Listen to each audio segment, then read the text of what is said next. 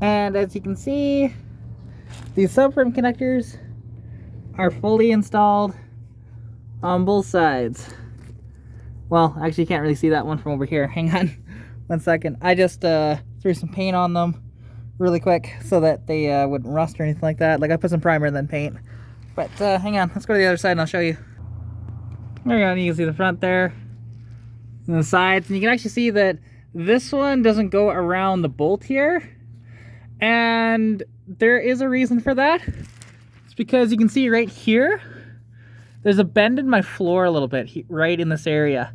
And so as a result, that bolt doesn't line up properly. And so we had to cut it off. Not a big deal. But yeah, absolutely love having the subframe connectors in now.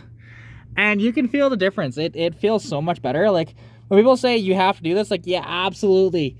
Go do this. And I still need to, I guess, paint a little bit in here. But yeah, man, love it.